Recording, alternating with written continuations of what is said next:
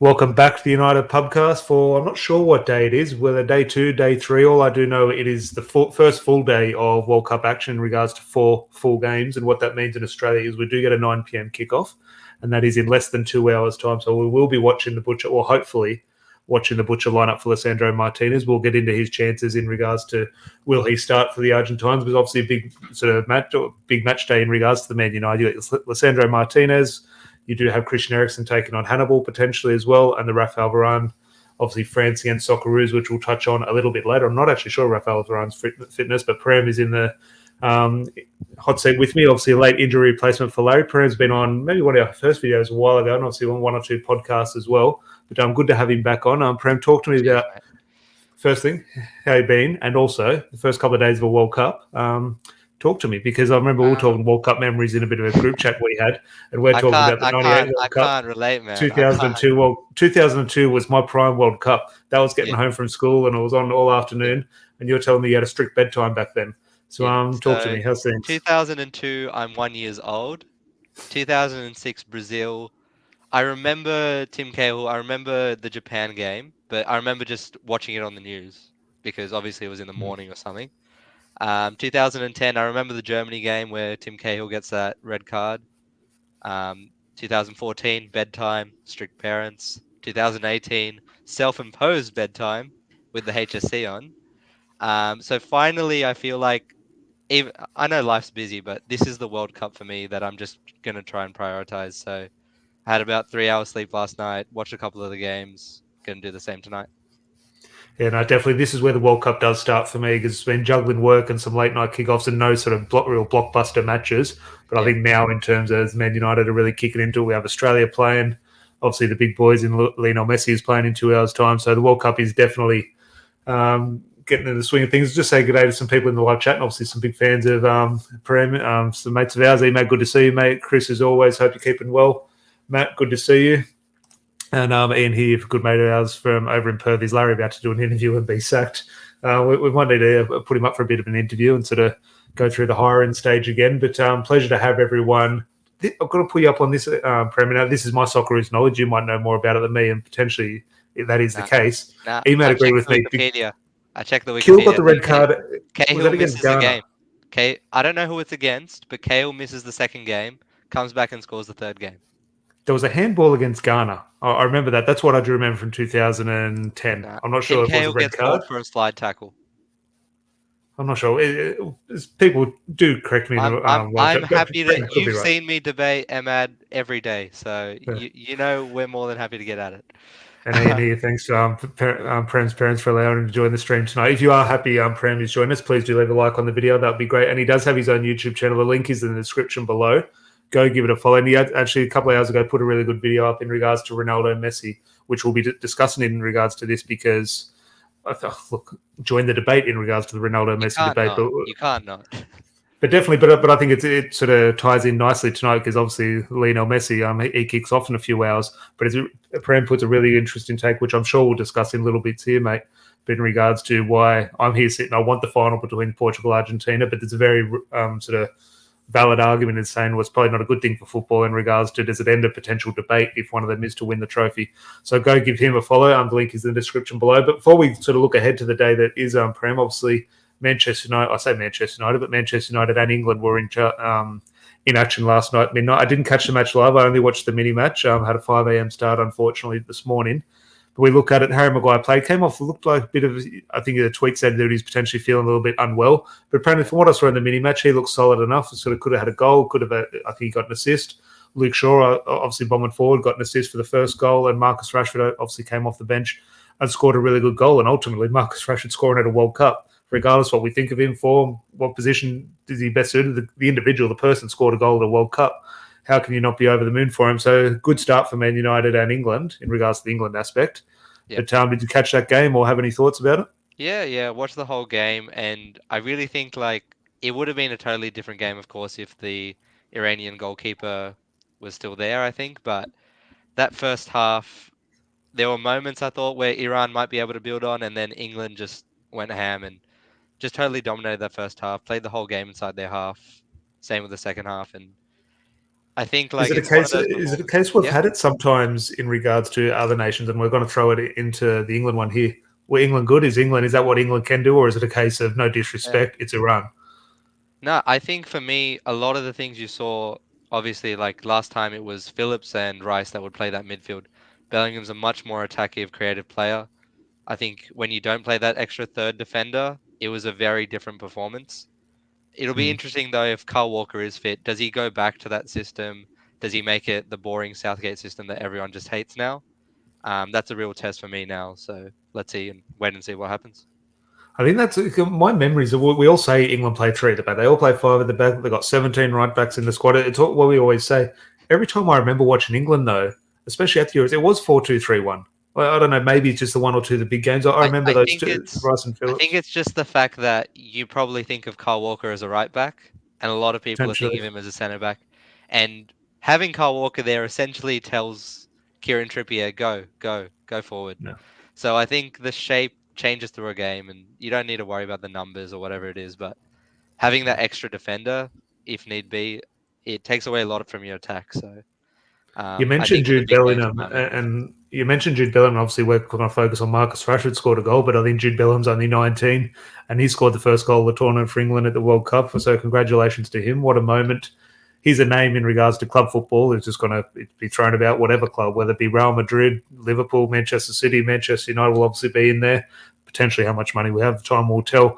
But in regards to Jude Bellingham, like some players, and we'll get into it, maybe Cody Gakpo a little bit later, we sort of talk about hype and they're overhyped or no, he's underrated, flying under the radar.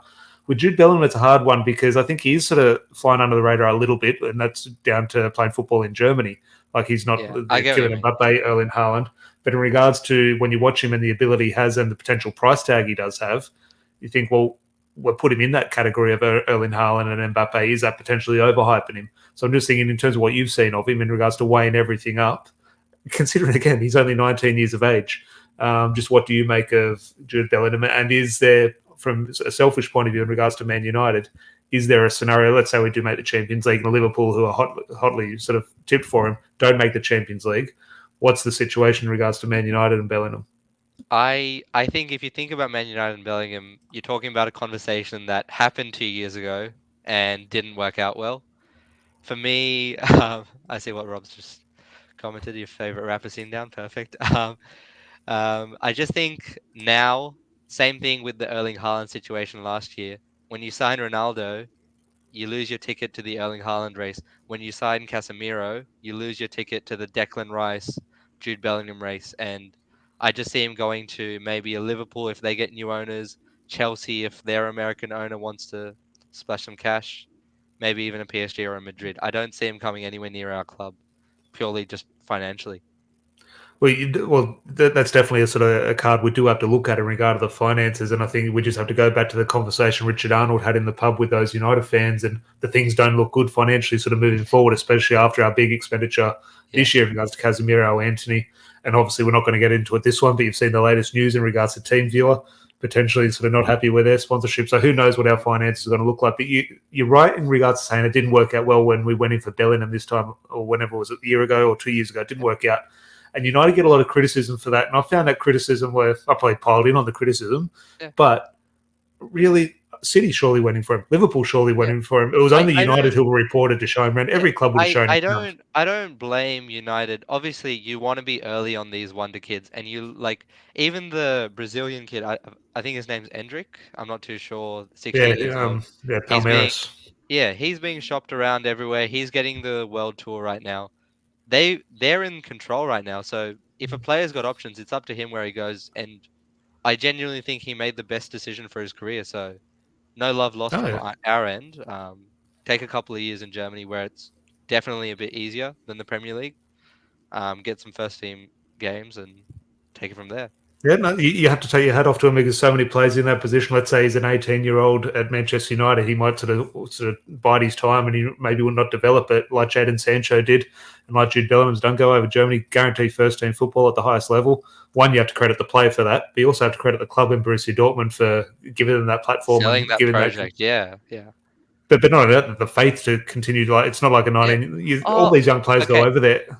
I know you want to show Dortmund respect, but I don't think Dortmund respect themselves. Oh no, Selling their players to I know Bayern, what you mean, but like I don't think let's they put care. But yeah, but put yourselves in just forget the club, the manager's shoes. Like bringing a 19-year-old over, yeah, sometimes it's not going to work. Sometimes he might not be yeah, cut out for it. But all those young players who do go to Dortmund, Jadon yeah. They've got Sancho, a Erling history of Haaland, it. Jude Bellingham, they always work. I'm Yeah, just thinking something's working over there, and fair play yeah. to all involved. But Rob here saying, which I sadly agree with, I think City will want him and probably get him. Now my computer has just If dropped you out. add, I'll try and get and back. I know we said it last, I know we said it last time with Haaland going to City, and we were saying like, if you add Haaland to City, what are you actually going to get?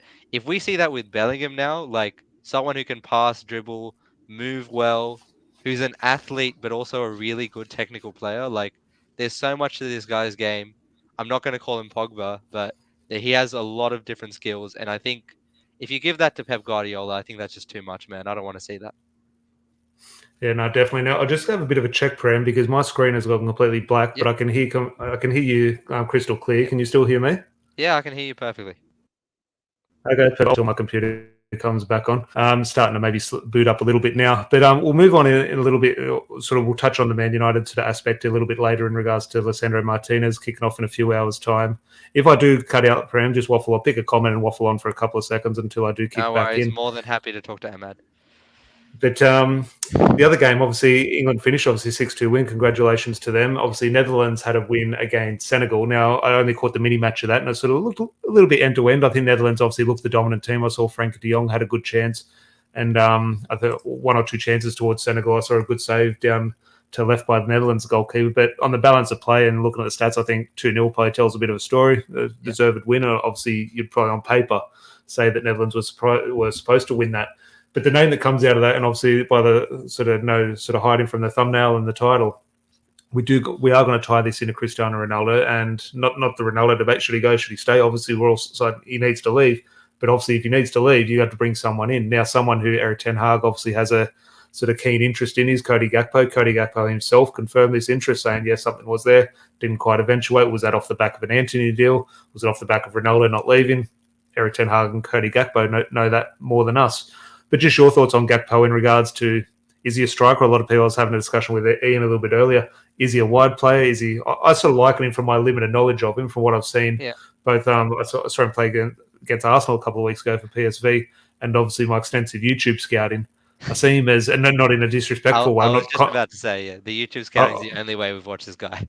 but I'm not condescending to Anthony Martial. I just think he's like a bigger, more athletic Anthony Martial. Yeah. And I just think we're having a debate: is he a left winger? Is he a striker? Yeah. And from what I've seen of Gakpo, I'm asking the same question: is he a left winger or a striker? I think PSV Dutch left winger. It's speaking a lot of Memphis Depay to me.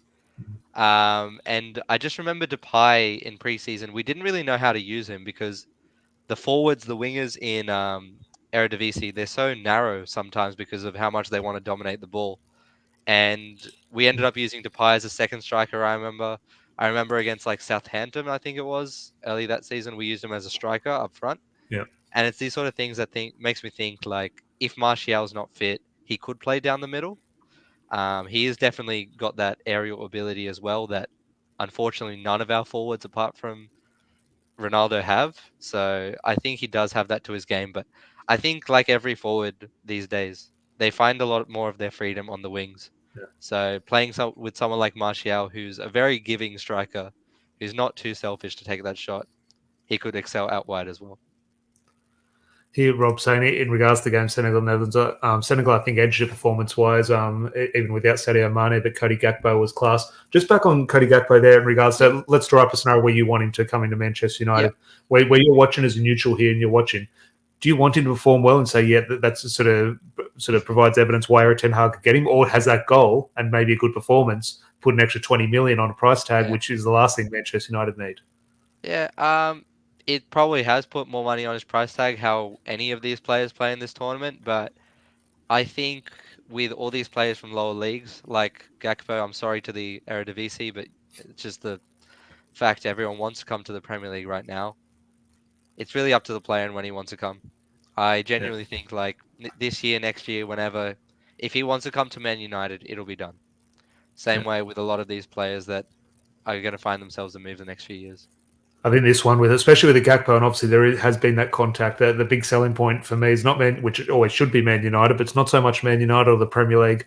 I think this one, if we are going to get his signature, it's going to be down to Eric Ten Hag.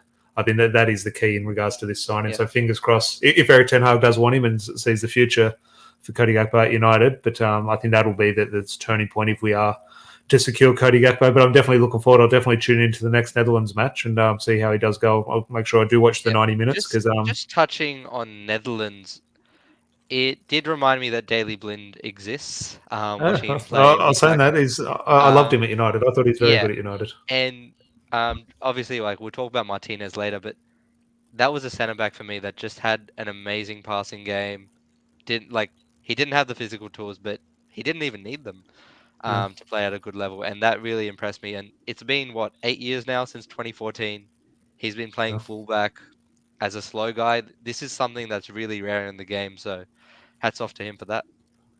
No, yeah, definitely. Always had a lot of time for Daley Blind. Chris here agreeing with what I'm sure you would have said, and what my echoes my thoughts as well. Should never have been sold. There's a weird relationship with Jose Mourinho when he came in with one or two players and the style of player, and it just there was too many. I remember in the first derby against City, he gets out jumped for the header that leads to the first goal, and I think it's those sort of moments that any sort of football fan would think we should just have a taller, stronger centre back, and that's why you deal with Eric Bailly for a few years. You deal with Chris Smalling and all these other guys, but Daley Blind for me is pure class. Rob here on the train of another Dutch defender in regards to Matthias de Ligt is so overrated. Glad we never got him. He's obviously watched a lot of de Ligt in regards to his time at Juventus as well. Yeah. But just before we move on to the next point, I want to touch on USA Wales before we touch on today. Yeah. Emad, just making sure you can stay with us. What time do you wind down for bath time? No comment. So you're still able to stay with us. I'm enjoying this chat. So we will go to USA and Wales. Now, it is a game. I started to work at 5 a.m. this morning, so caught the first half at work and then sort of on and off little bits of the second half. From what I saw, there's obviously 1-1 draw. You can touch on the goals or any incidents. Feel free to. From what I saw of the performance, USA, I'm not going to say they're going to win the World Cup or anything, and Wales is Wales. Wales aren't sort of prime candidates to win the tournament. USA, they look strong. They looked like they bounced the ball around midfield well and sort of played through Wales sort of relatively easy in the first half. Now, that's not to say I even expect, well, from that performance, I probably expect USA to maybe go out of the group compared to Wales. But just your thoughts on the performance or result, or did you call anything of the match? Did not watch the game, so obviously I can speculate for you if you want. But I did have USA finishing second in the group, purely based on the fact that how much they've improved. Not in terms of the actual team themselves. They haven't played that well in qualification, but you look at a lot of their players, they're actually in a lot of big European teams now. Big relative to what they were before, but Tyler Adams, Aronson, a few other guys as well that are really making a name for themselves, and they're still very young. So when I think about America as a footballing team, soccer team, as they probably call it, 2026, there's a lot of pressure on them. I was telling you earlier, Tom, they have to get that right because Qatar on opening day, you don't want a repeat of that. You don't want to go out in the group stage. I think that would be devastating for them. Yeah, no, definitely. Good to see Jay back in the chat. I just checked Jay saying Sarr had him on toast in regards to the game. Oh, look, Ismail Sarr is one of those weird players in terms of... What's he doing in the championship, man? Yeah, I know, but he's in the championship, but then he's at the World Cup performing well. He's got a £100 million price tag. He's a weird player. I'd love to see who his agent is. But Jay, I just checked in regards to the World Cup sweepstakes. I'm not sure if you were with us the other night. We did the World Cup sweepstakes. I'm sorry to inform you, I do appreciate the support of the channel, but the two teams you did draw were, I think Wales was one of them, and Costa Rica. So I don't think Wales is going to do it. Who knows, Costa Rica might get you a little bit of prize. But talking tennis, John Silk, good mate of ours. Make sure you go and subscribe if you need a little bit of tennis content. John Silk, obviously a great journalist, has been on the podcast a few times. And Prem, last kid's joke or last school kid's joke, but this was my favourite day of the year. This was my favourite day of the year. Is Healthy Harold still on the circuit? That was my favourite day of the year. I don't know who that is. Oh my God. When that truck pulled up at school, you don't understand the joy us kids had. Well, when we saw that van... Can you just explain that? Give me like a 20-second rundown, please. This van with this, how it fit a whole class in it, I'm not sure. But it was just about health. They came in for an hour, kindergarten class in, year one class in. And it was just, this is what the heart does. Okay, these are good foods, these are bad foods. But there was this Okay. puppet giraffe. Oh, this giraffe for us kids, we absolutely loved it. But if you Okay. did like Healthy Harold, please do leave a like on the video. That would be very much appreciated. Now, Prem, I'll just check our notes in Yeah. regards to before we get into. Well, we'll start on Australia France because we'll touch on Lissandro Martinez in a little bit because that game's going to kick off in a few hours. But Australia France, I've made my feelings clear. A lot of people do know in regards to I don't have the greatest love for Australian football and the Yeah. Australian national team. Now, when they kick off, I'm going to hope we beat France 5-0. Now, obviously, that's not going to be the case, but I do hope Australia do well. But I also have a huge respect and great admiration for the French team in regards they are the world champions. They do have great players. They're players who I want to see play. I mean, I'm not sure if Varani's fit. Maybe you can give me some clarity in No, regards to that. I don't think he's going to make the first game. He hasn't been training with the squad a couple of days ago, so it would be very unlikely if he Okay, well, comes off there. even so, the hypothetical Varane plays, there's a Man United player, so I want to see the Man United player do well. Just your thoughts, because I can obviously see the shirt in the background, the Paul Pogba France 2018 shirt. Just your Yeah. thoughts ahead of this match, both from looking at France point of view and potential powerhouse of football, but also the shirt next to it, the Socceroos. Yeah, that's actually a beach cricket shirt. I have no intention of buying a Nike Socceroos kit for $170. No intention at all. For me, I think everyone knows I really love the France team. I really love a lot of their players, but a lot of them aren't there this time. I think they're going to have a bit of a problem against Australia. Not in the sense that we're a good team, but in the sense that they are a bad team, sometimes at breaking down a defense. I look at their fullbacks, they are very defensive fullbacks. Some might even say centre backs, like when they play for their clubs. So it's these sort of things that leads me to think they're going to struggle against the low block. Thank you, Talking Tennis. I just think they're going to struggle against the low block, and with Giroud up front, it might help just having someone for those headers. And Mbappe is always a danger, but Australia in a low block with Harry Suter, I actually have a bit more faith than I should Well, going to the. everyone's saying Giroud, and look, him since he's left the Premier League has obviously done fantastic. He's obviously very Yeah, effective for France, and look, obviously he's a great player. He's never a player I've sort of been sort of warmed too much to, just in regards to the way he plays. But obviously a very good player. But everyone's saying, okay, Benzema's out, okay, Giroud's got to play, and I'm thinking, okay, very likely that is going to be the case, and I understand that. But you yeah, talk about potential issues in regards to breaking them down. A player this now, I understand they've got quality all over the pitch in regards to even players who are missing, but obviously the sort of name you sort of everyone does lean to is Kylian Mbappe. The name yeah, no one talks about for me, who should be first name on the team sheet for me, is Griezmann. I love Griezmann as a player. I'm yeah. just thinking I we're not think he'll talking be about playing. him. Like, Yeah, is he? But does he play? Like, I'm not sure how they're going to line up. yeah. So I would assume I Dembele, Mbappe, yeah, and yeah. Giroud. So They, where does they, Griezmann fit in? I think they have so many options. I wouldn't be surprised if Kingsley Coman starts on the wing. Yeah. Ousmane Dembele. But I definitely think it'll be a mix of Griezmann, Giroud, and Mbappe. Those three up front, and I'm not sure what the midfield situation is. You saw last year against Switzerland, Adrian Rabiot started at left back, and if you're Yeah, starting I remember that. Adrian Rabiot at left back, like I don't know if you want to win the Euros. So that was one of the worst days of my life, watching them crash out. He But could have been anyways, lining up at left back on Eric Ten Hag a few weeks no, ago. no, you don't need to bring that up. You don't need to do that. Is there anything else in regards to the sort of France game? Because look, they're world champions. I know they have Yeah, unbelievable quality, and they should waltz this group. yeah, Denmark obviously a very good team, but if France play well, France will win all these three group games. But there is still just a feeling in me, and yeah, tell me I'm wrong. And it's with no logic.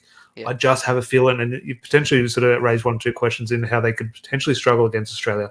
They're just my one team to flop in this tournament. Now, I like them. Well, I think they should do World well. Cup first time. But I think not even that. I just think there's drama. I don't know if it's the Mbappe and Pogba situation a couple of months ago that's Yeah. overshadowed things. There's something there for me which isn't quite right. It's definitely not as united a squad, as cohesive a squad as the one in 2018, where it looked like they were ready to die for each other. I think Can we put it down to you see the Mbappe influence at PSG? Is that carried over to France or is that lazy? I don't know enough about that transferring to an international squad, to be honest, but you saw them in 2018, right? Players winning the Champions League, players losing the Champions League, meeting a week later, no issues there. So I don't think the Mbappe situation has a lot to do with it. I think it's more just a natural aging of the squad and a few new faces that aren't as good as the old ones. Yeah, no, it's a very good shout here. Sally reminded us of the curse, beware the curse. The previous winners not getting out of the 100%. group. And maybe what sticks out to me, obviously, you mentioned your age a little bit earlier, but I remember France winning the '98 World Cup last time they won it before 2018, and they played Senegal, and that was obviously my prime time World Cup in Yeah. regards to how can France lose to Senegal? France going to walk this. Yeah. El Hadji Diouf. Oh no, El Hadji Diouf got the assist. Who got the goal? Papa Diop, I think. Obviously, Fabien Barthez was in goal for France, but anything can happen. Look, fingers crossed Yeah. Australia do well, but I also do want to see I, France I and just I just want to preface something about the Socceroos. I think we fall into this trap of like having this really hard-working team, but if the last few games is any indication, right, every team has this hard-working nature. So that Aussie battler yeah, BS that you're gonna hear from Mark Bosnich, whoever's on TV, you're gonna hear someone's gonna say that.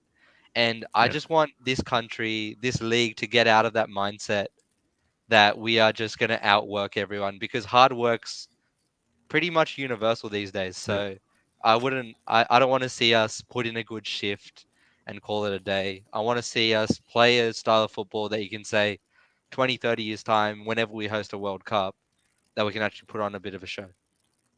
Yeah, no, look, I definitely agree. And look, it's a debate for another day, but a lot of John here saying in regards to Australia, are we better than 2018? Look, I'm no expert on the Socceroos. There's been no progression for Australia. Some people could say it's better on paper or worse. It's Yeah. just same old, same old. I really liked a lot of the players in the Roos last year.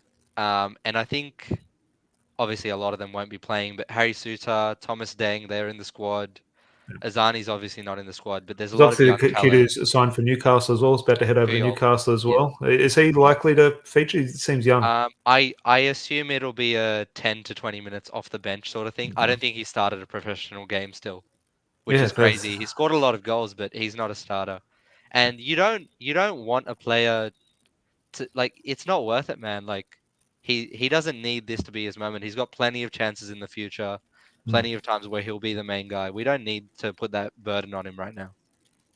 No, definitely. Ashby reminded it is Papa Bouba, but John reminded me as well. Unfortunately, did remember he did pass away, which is very unfortunate news. But what a moment that was, the 2002 World Cup. Now we'll start to look ahead to the other fixtures in regards to Man United and World Cup. Obviously, we'll touch on Martinez in a sec, but don't know why this whole thing, Argentina, they just get me excited about the World Cup. So I'll save the best till last. But obviously, Christian Eriksen and Denmark against um, Tunisia and Hannibal. Now, there's been one or two articles suggest Hannibal's going to play now. He's obviously been in very good form for Birmingham. I think in every time I've sort of looked at Tunisia's starting 11, he's always almost that first name off the bench. He's always been sort of on the start, but it's 50-50. Who knows? It'll be the coach's decision on the day. But any thoughts in regards to that match, Tunisia and Denmark? Because whatever happens, win, lose, or draw, it's going to affect Socceroos. Yeah. I think just from a United perspective, of course, like I'll be honest, I don't think a lot of us have watched Hannibal play that much. Obviously, like if you're not watching the youth football, if you're not watching Birmingham on Kayo or whatever it is, you're not seeing much of this guy. So it would be really nice to see him, of course.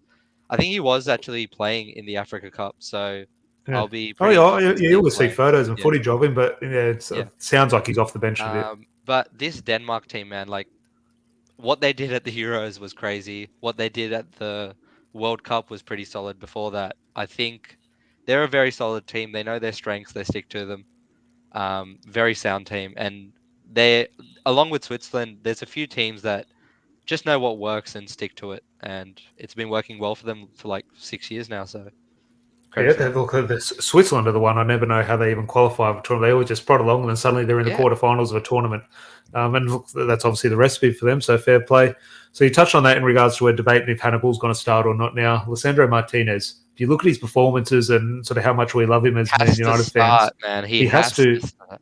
But again, from what I've heard, it looks like potentially maybe Yeah. just one or two down the pecking order. And I'm just thinking, look, I don't know what the Argentine manager is. He like Gareth Southgate and says he's going to pick on form and then doesn't pick on form? I'm not sure, but you'd hope to see him play tonight. I would hope so, especially who are they? Saudi Arabia. So let's Yeah, say you're dominating the ball. The yeah, way I've seen Lissandro Martinez pass the ball this season, first touch passes around the corner, in the air, on the ground, whatever we needed, he was there to do it. And like, it's such an advantage to have someone like that in your back line that can just change the game with one pass. You don't see that from a lot of centre backs. Well, I was saying, I Um, was having a discussion with Rob the other day on his channel. It's a football thing, which I'm sure a lot of people are subscribed to. We're doing a Premier League team of the season so far.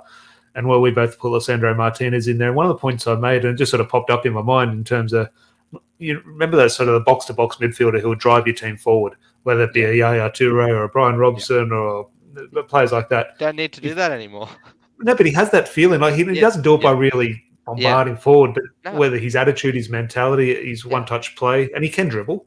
Yeah. He feels like he does drive United forward. Yeah.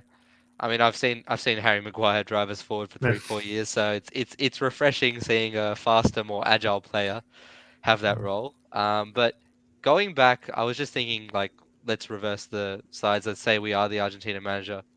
They haven't lost a game in, like, what is it, 30, 35 games, Tom? If it's not broke, it's very hard for these managers to fix it. Like, it's very ballsy to make a change while everything's working. They're just going to point the finger. I know people will point the finger either way, but it's honestly, like, it's so common now. You just keep the same 11. I don't think it's right, but it's so easy to do. Oh, look, you say that and you're completely right in regards to West sitting here speaking on YouTube from the other side of the world. The manager's there with his job on the line, and obviously got professionals he has to take care of. Okay, we're saying put Martinez in. Well, to do that, he's going to have to drop a professional who's been relying on. So the squad And dynamics. Otamendi's been a good servant for them. I haven't seen enough of him the last few years, obviously, but what is it, since 2014, 2013, he's been playing on and off pretty regularly in this Argentina team. So credit to him for that. Like, stick with the veteran, I guess. Yeah, no. Look, the selfish part of me obviously wants Martinez to play. If he doesn't, 100%. hopefully he can come off the bench if they've got a few goals, because he will need minutes, because Argentinians are going to get sent off or yellow cards at some stage. So they're going to have to manage that. And to be fair, Martinez is probably going to be one of those as well. So his game time might be limited in regards to that. But on Argentina, obviously, I mentioned at the start, there is a link in the description to Pram's channel. I did a good video a couple of hours ago on Ronaldo and Messi and his view on why it's a good thing or why it wouldn't be a good thing if they met each other in the final in regards to what that would do to sort of future debates in regards to who is the greatest of all time, etc. But just focusing this on, so make sure you go and subscribe if you haven't already. But just on Lionel Messi in regards to this, I'm sure the Argentinian team is about to be announced in regards to the starting 11. We'll have the answer regarding Martinez, but Lionel Messi in regards, he will come in to this discussion, Ronaldo will, but try and keep it towards just Lionel Messi. This tournament, in terms of what are you feeling? Is it prime for him to go and lead Argentina to something special, or is he just your thoughts?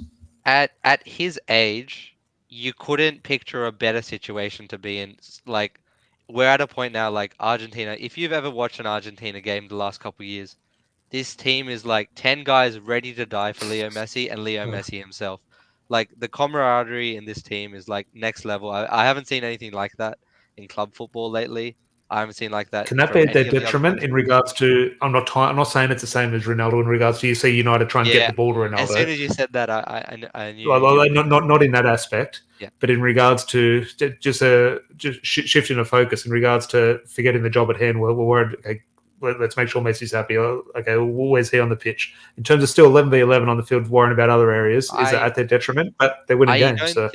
I don't think the way they play, it's like when we're playing with Ronaldo in the Europa League. That's the last time I'm going to say his name in the podcast. Oh no, it'll come back up. No shame. Yeah, we'll see. So obviously, like, I don't think it's the same way. I think Argentina plays a much more fluid system where it's not about one guy, it's about whoever's the free guy. Plays very deeply, Messi. Yeah. And you're gonna see Messi walk around, and if you haven't watched Messi the last couple of years, he does a lot more of this. He already did a lot of it, but he plays the game at his own pace, and he's gonna do his own thing whenever he wants. So you're gonna see a magical moment from him today, 100%. Yeah, I just have that feeling. I don't know. And I've been speaking the last couple of weeks with sort of my admiration for Brazil and wanting Brazil to go and win it. And look, that's almost like Man United and Liverpool. But as an Australian, I can support both Brazil and Argentina. I don't feel that tension between the two. I've got about 16 teams in this World Cup. Don't worry about that.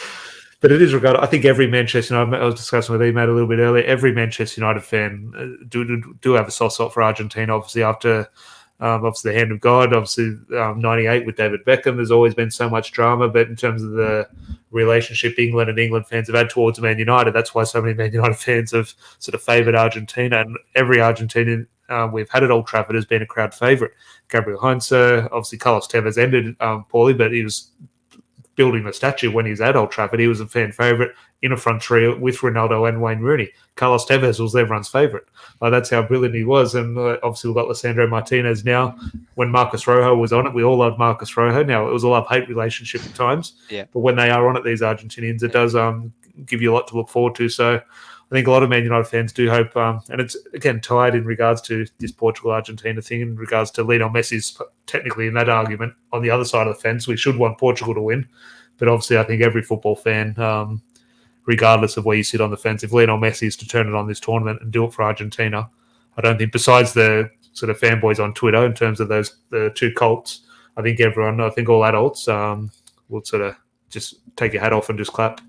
Yeah, I think like I've said this in the video as well. Like, we're at this stalemate. Each player's got their own achievements. They've played their own career very differently to each other. I'm getting to an age now where I just want to appreciate both of them for what they've done.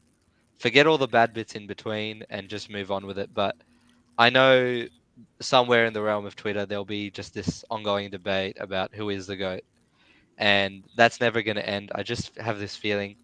Is Tom cut out, or is he just looking down? No, I'm here. Sorry. No. There was a Ronaldo quote. I can't find it, but the Ronaldo in his press conference, I think this might be it. Oh, no, that was a few days ago. But Ronaldo did his press conference for Portugal, and he was asked about Lionel Messi and will a winner of the tournament decide that debate, which is pretty much sort of what you're talking about. And look, we've had our criticism of Ronaldo in the last couple of days in regards to him in front of a microphone. But here in front of a microphone in this Lionel Messi bit, I don't have the quote in front of me, but look, all you can expect. It was a very respectful sort of, no, it's not going to, people are going to have their own views. If I win it, people are still going to prefer him. If he wins it, people are still going to prefer me. Yeah. And I think it's, look, no matter what happens, so I think we're sort of showing it here. Even if one of them does win it, we're still going to, everyone's still going to have the debate. Yeah. Well, we'll still talk about it, but I just get this feeling that World Cup 1, World Cup 0, can't argue too much with that. And Diego Maradona can come back and enter the debate. 100%. I genuinely think later down the track, if neither of these two players have won a World Cup, I think the fable of Pele is still going to be talked about forever. Or like, I don't even know how many of those goals were real, but I know that we're always going to talk about Pele. So no, definitely. Well, look, Pele, Maradona, fingers crossed, Ronaldo, Messi. I just want this World Cup, Tom, to like just add a few new names. Like, give Mbappe a couple of games where he just shows, because this isn't the best football. But he's scored he scored in a World Cup final. I know, but like, he's had his World Cup moment. If he wants to be Pele, he has to do it again, and again and again. So it's just these sort of questions. Like, I want to see Mbappe. I want to see, obviously, Jude Bellingham yesterday. I want to see all these youngsters, Pedri, Gavi, all these guys just elevate to that level. I want to see some new names in this conversation now. Who knows? Rashford could lead England to glory. Obviously came on, had a good impact. Now I don't think he's going to get the start in the next game. But I would be very surprised, Tom, if Gareth Southgate changes an 11 after a win. Yeah. Unless it obviously there's a few, especially a win like that. Yeah, a win like that, you're not changing the 11, unless you're me, of course. But in terms of a World Cup, in terms of especially where it is, in terms of how it's played, the conditions, in terms of 5 subs, Rashford is obviously going to be sort of one of the first subs off the bench. 100%. So fair play to him in his performance. I'm definitely keen to see how England go in their next game in regards to, let's hope Harry Maguire is back, and Luke Shaw obviously had a very good game, which he quite often does for England. Now we'll start to wrap up. So if there's any more talking points, do get them in the live chat. Or Prem, if you have anything else that tickles your fancy, do let me know. Yeah. But Ashby, here in regards to the debate we're just having, let's just appreciate both their impact on football. Both I think that's maturity in a nutshell. Like, that's all we need right now. Like, I'm so sick of it sometimes, and I know like it'll just get brought up again. But at a point now where whoever's at the top doesn't really matter to me. It's more about getting players up into that level, following their journey from when they're young. That's a part that really interests me now. Yeah, no, definitely. But look, as I say, look, there is so much emotion, and we will pick sides when sort of the whistle goes, and we'll prefer this and we'll prefer that. But ultimately, as football fans and Man United fans, if Man United aren't playing, we can just sit back and just enjoy it. Yeah. Fingers crossed, no Man United players get injured. Everyone returns fit, and hopefully everyone has a good tournament. I think we all sit here and say, okay, let's get get knocked out in the group stage, so you can come back to Carrington. I look at it in terms of how limited and how unique a World Cup is. Yeah. Yes, okay, It's there devastating. is that. But also, you want the players to feel good. You want the Yeah. players to go and score goals in a World Cup and go as long as because that'll give Yeah. them a morale boost, and that will. Do you remember, of course, like France won the World Cup in 2018. Lukaku comes back overweight. Whether you blame that on him or not, that's up to you. What you want to believe with that. Alexis Sanchez doesn't go to that World Cup. Martial sits at home, watches his team win the World Cup without him, has a baby, has his manager call him out for having a baby. Yeah, so just it can affect the whole vibe if you don't come back united, essentially. And we were in such a good spot the last couple months. Of course, City result. There's been a couple results that have been blips over the past couple of months for me. But it would be a shame to see all of that chemistry that's built go down if Brazil, Argentina come back. Casemiro, Martinez aren't on good terms when they come back. I always feel for when Yeah. obviously all Man United fans do know the chant from when the United fans chant Argentina, obviously to Lisandro Martinez. I always feel like, can someone just pull aside Fred and Casemiro and Anthony and remind them it's not a dig at them? Like I maybe feel it that they're hearing this Argentina chant, they're thinking, what the hell is this? That's the thing, Tom. These Brazilians, they might play better when they're angrier, so it might be doing like two birds, one stone. So, but just kind of have a whisper in their ear and say it's not about you. It's obviously just about Lisandro Martinez. Yeah. But Tom here in the live chat saying that's my dog who's having a fight with his collar. Hope he's okay. Tom saying in terms of personality, I'm Messi over Ronaldo, but you can't say one is the GOAT and the other isn't. Both are immense players. End of. I think that is the thing. I think we'll all have preferences on the field, off the field, but ultimately we're football fans. We're just watching the product on the field, and obviously both have achieved an enormous amount in their career, and look, still will. Maybe they might reach the pinnacle in a couple of weeks' time. Who knows? But Prem has been an absolute pleasure. Is there anything in regards to any news or any sort of World Cup news or Man United stuff I've sort of missed out on? No, United news. I honestly despise United news over any international window, but transfer prices are just going to go up to any player we're linked to this month. It's actually been a bit quiet in regards to, which is a good thing, but quiet in regards to Man United news. Just wait till Louis van Gaal's asked his opinion and just watch a player just get red listed. But yeah, I really don't want to see managers get asked about players and their transfers. I don't want to see players get asked about their transfers. Like 3 weeks of football that isn't the best football, but the whole world's watching. That coworker that you don't even want to talk to about football is talking to you about it. You had that feeling, Tom? Oh yeah, no, I welcome that. I welcome if I can waste any of the day in terms of talking about football. I'll take it. I don't mind it, but every now and then you hear a hot take that's just you just don't want to listen to that sometimes. Yeah.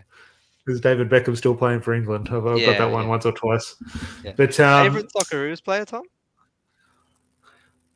Aaron Moy for me. Obviously played for a while with Aaron Moy, and look, I think he's a fantastic player.